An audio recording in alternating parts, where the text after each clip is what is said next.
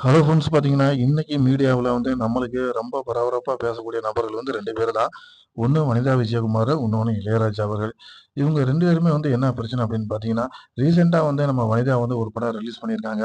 அந்த படத்துல வந்து நம்ம இளையராஜாவோட சாங்க வந்து இவங்க அவர்ட்ட அனுமதி கேட்காமயே வந்து அந்த மாரி அந்த பாட்ட பயன்படுத்தியிருக்காங்க அப்படின்னு அவர் ஒரு குற்றச்சாட்டு பண்றாரு. அது மட்டும் இல்ல கோர்ட்ல கேஸும் குடுத்துருக்காரு. அதுக்கு வனிதா தரப்புல என்ன சொல்றாங்கன்னு பார்த்தீங்கன்னா, நாங்க ஏற்கனவே வந்து சோனி மேக்ஸ்ல வந்து இந்த மாதிரி இந்த படத்தினுடைய உரிமைய நாங்க வாங்கி தான் வெளியிட்டுருக்கோம். இந்த படத்தோடைய மியூசிக்க அவங்க தான் வெளியிடுறாங்க.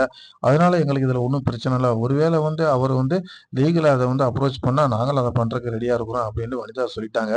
சொன்னது மட்டும் இல்லாம, அதுக்கப்புறம் அவங்க என்ன பேசி வராங்க அப்படின்னு பார்த்தீங்கன்னா, இளையராஜா சார பொறுத்தவரைக்கும் அவங்க வீட்டு பொண்ணு தான் நானு. அவங்களோட மக பவதாரணி எனக்கு ரொம்ப க்ளோஸ் ஃப்ரெண்டு. நாங்க 2 பேரும் வந்து நெறைய விஷயங்கள வந்து நாங்க ஷேர் பண்ணிக்கிட்டோம். அது மட்டும் இல்ல, இந்த மாரி ஒரு விஷயத்த வந்து அவரோட பொண்ணு இந்த மாரி ஒரு படத்த எடுத்து, அவரோட மியூசிக்க பயன்படுத்தியிருந்தா, இவர் இப்படி ராயல்டி கேட்பாரா? அப்படின்னு தான் நம்ம அனிதா விஜயகுமார் சொல்றாங்க. அதே நேரத்துல அவங்க சொல்றாங்க, அவங்க வீட்ல வந்து அவர்ட்டயே போய் நானும் என் மகளும் ஆசீர்வாதம் வாங்கிட்டு தான் இந்த படத்த ரிலீஸ் பண்ணோம். அந்த டைம்ல கூட அவரு இந்த வார்த்தைய பத்தி எதுவுமே சொல்லல. திடீர்னு படம் ரிலீஸ் ஆனதுக்கு பின்னாடி இந்த மாரி அவர் சொல்லும்போது, எனக்கு ஒரு தர்ம சங்கடத்த ஏற்படுத்துது அப்டின்ட்டு சொல்றாங்க. அதே நேரத்துல அவங்க இன்னொரு கோரிக்கையும் என்ன சொல்றாங்கன்னு பார்த்தீங்கன்னா, அதாவது இளையராஜாவ பொறுத்தவரைக்கும் இசையில வந்து அவர் தான் கடவுளு. அந்த கடவுளே வந்து நம்மளுக்கு எதிரா திரும்பும்போது நம்ம என்ன செய்ய முடியும்? அப்டின்ற மாரி ஒரு இதையும் சொல்றாங்க.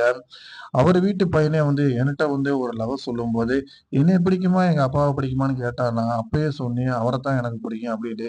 ஏன்னா, அவரு மேல எனக்கு மதிப்பு மட்டும் இல்ல, அவரு மேல எனக்கு அதிகமான பிரியமும் கூட. காரணம் அவரோட இசையும் சரி, அவரோட பாடலும் சரி, எனக்கு எப்பயுமே என்னை அப்ரோச் பண்ணிக்கிட்டே இருக்கும். அத வச்சு தான் நான் அந்த மாரிலாம் சொன்னேன். அவரு வீட்டு பொண்ணா நான் இருக்கும்போது, எனக்கு எதிரா அவர் இப்படி பேசுனது வந்து எனக்கு ஒரு தர்ம சங்கடத்த குடுக்குது அப்படின்ற மாரி சொல்லியிருக்காங்க. அவங்க படம் வந்து இப்ப ரீசென்ட்டா ரிலீஸ் ஆன படம் வந்து மிஸ்டர் மிசஸ். இந்த படத்துல பார்த்தீங்கன்னா, ரொம்ப ரொமான்ஸாவும் நடிச்சிருக்காங்க. இந்த படத்துல வந்து ஒரு குடும்ப ஃபேமிலியாவும் இருக்கு. பட் ஆனா குடும்பத்தோட போய் பார்க்க முடியாது. யங்கஸ்டர் மட்டும் தான் போய் பார்க்க முடியும். இந்த படத்துல நல்ல மெசேஜ் இருக்கு அப்படின்னு சொல்லியிருக்காங்க. அதே நேரத்துல வந்து நம்ம வனிதா விஜயகுமார் ஆரம்பத்துல வந்து விஜய் கூட ஜோடியா ஒரு படம் நடிச்சிருக்காங்க. சந்திரலேகா அப்டின்ட்டு. அதுக்கப்புறம் அவங்க ரீசென்ட்டா 2ண்ட் படம் வந்து மாணிக்கம் அப்டின்னு சொல்லி நம்ம ராஜ்கிரண் கூட நடிச்சிருந்தாங்க. அதுக்கப்புறம் அவங்க கல்யாணம், திருமணம் முடிஞ்சு போனதுக்கு பின்னாடி படங்கள்ல வந்து நெறைய கேப் விட்டுருந்தாங்க. சமீப காலத்துல வந்து அவங்க சின்ன சின்ன படங்கள்ல அவங்க நடிச்சுக்கிட்டு இருந்தாங்கன்னா, இப்ப ரீசென்ட்டா வந்து முழு படமா ஒரு ஹீரோயினா இந்த படத்துல நடிச்சிருக்காங்க. இந்த படமும் வந்து தியேட்டர்ல நல்ல வரவேற்பா பெற்றிருந்தாலும் கூட, கொஞ்சம் ரொமான்ஸா, கொஞ்சம் அடல்ட் கன்டென்ட் நெறையா இருக்கிறதாவும் சிலர் சொல்லப்படுறாங்க. ஆனா, அதுவும் உண்மதான். அந்த மாரி இருக்கும்போது, நம்ம இளையராஜா விஷயத்துல இவங்க எப்படி ஹேண்டில் பண்ண போறாங்க? இவங்களுக்குள்ள பேசி எப்படி தீர்த்துக்கிற போறாங்க? அப்படிங்கிறத வந்து இன்னும் வரும் நாட்கள்ல தான் நம்ம அத வந்து தெரிஞ்சுக்கிற முடியும். இளையராஜாவ பொறுத்தவரைக்கும் அவர் ஆரம்பத்துலருந்து இப்ப வரைக்கும் சொல்லிக் குடுக்குற ஒரே விஷயம் என்னன்னு கேட்டீங்கன்னா, என்னோட படத்துல வந்து என்னோட பாடல்களோ, என்னோட மியூசிக்கோ நீங்க பயன்படுத்துறதுல எனக்கு எந்த தவறும் இல்ல. ஆனா, அத முறையா என்ட்ட நீங்க அனுமதி இல்லாம நீங்க நடந்துக்கிறது தான் எனக்கு ஒரு மன வருத்தத்த ஏற்படுத்தி குடுக்குது. நீங்க என்னோட பாடல வந்து நீங்க வந்து பயன்படுத்தும்போது, ஒரு மியூசிக் டைரக்டர வந்து அத ரீமேக் பண்ண சொல்லும்போது, எனக்கு அந்த இடத்துல என்ன மரியாதை இருக்கு? அப்படின்னு தான் அவர் கேட்கிறாரு. நீங்க குடுக்குற பணம் வந்து எனக்கு ஒரு பெரிய விஷயமே கிடையாது. நான் அதுக்கான பணம் எதிர்பார்க்கக்கூடிய ஆளும் கிடையாது. ஆனா, எனக்குன்னு ஒரு மரியாதை இந்த சொசைட்டில இருக்கு. அத வந்து நீங்க வந்து மிஸ்யூஸ் பண்றீங்க அப்படின்னு சொல்லி அவர் தரப்புல சொல்லும்போது, அதுவும் நியாயமா தான் இருக்கு.